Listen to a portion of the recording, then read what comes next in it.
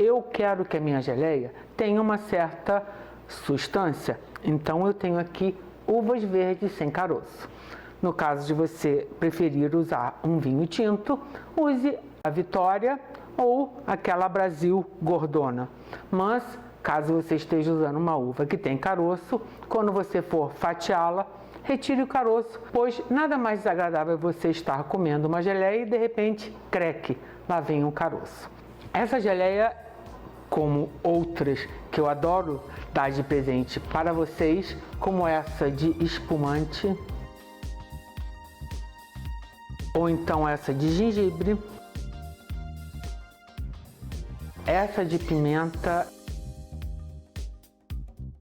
como também, se você der uma olhadinha lá na nossa playlist, no nosso canal, geleias e conservas, você vai ver várias outras geleias também muito saborosas. Eu tenho aqui 250 ml de vinho branco. Eu vou colocar aqui. Eu vou aquecer o vinho e já vou adicionar 250 gramas dessa uva verde sem caroço. Eu cortei ao meio, no sentido longitudinal, e depois eu cortei ao meio de novo, para ajudar na hora do cozimento ser mais fácil.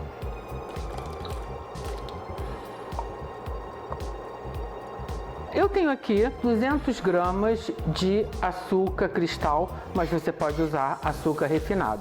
Eu só não recomendo usar açúcar que não seja branquinho, para não interferir na cor dessa geleia, que vai ficar linda. Eu vou usar metade agora e vou esperar que ela entre em ebulição, a minha mistura, para depois dissolver ou incorporar a minha pectina ao açúcar, que é a melhor maneira de você adicionar a pectina à geleia para não ter nenhum problema dela fazer grumos. E aqui eu tenho 50 ml de um vinagre de maçã caseiro, mas você pode usar qualquer outro tipo de vinagre, volto a dizer, só não use o vinagre colorido para não interferir na coloração da geleia. Dá uma misturadinha aqui e vou ficar mexendo para que o açúcar não deposite e grude no fundo, até que ela comece a entrar em ebulição, e aí eu vou cozinhar mais um pouquinho para então adicionar a pectina misturada com o açúcar.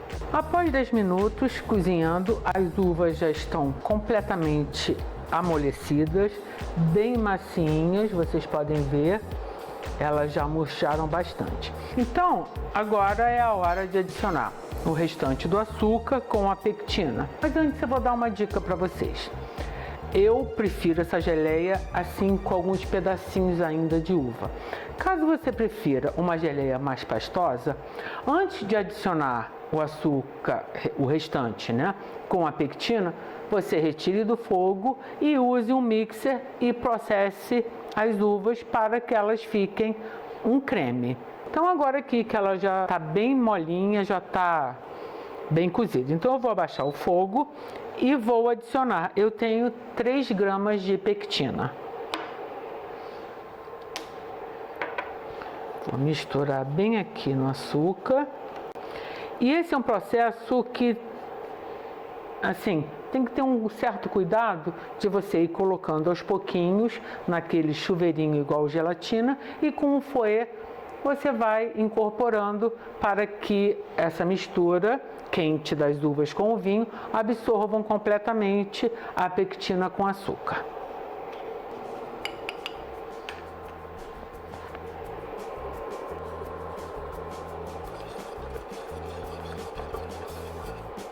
Viu só?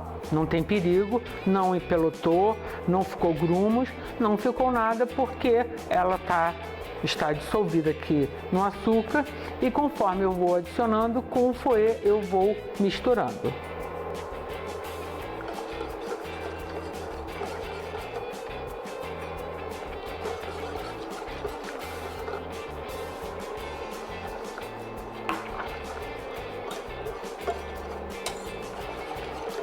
Agora aqui é só esperar ela entrar em ebulição, mas não deixe de mexer para evitar que ela grude, como também, às vezes, dependendo do ingrediente principal da sua geleia, quando ela começa a entrar em ebulição, ela acaba fervendo e já viu o estrago, né?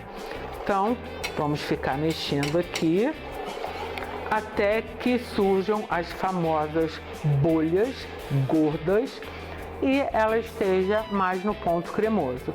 Lembrando sempre que a geleia, enquanto está quente, ela ainda é muito líquida. Ela vem a ficar na textura de geleia depois que ela esfria. Como vocês podem ver, tem bastante bolhas gordinhas. Ela já engrossou. E se a gente pegar um pouquinho aqui do líquido, ele não faz mais fio e as gotinhas que caem, elas demoram, elas estão, a sensação que dá é que elas estão mais pesadas. Tá no ponto.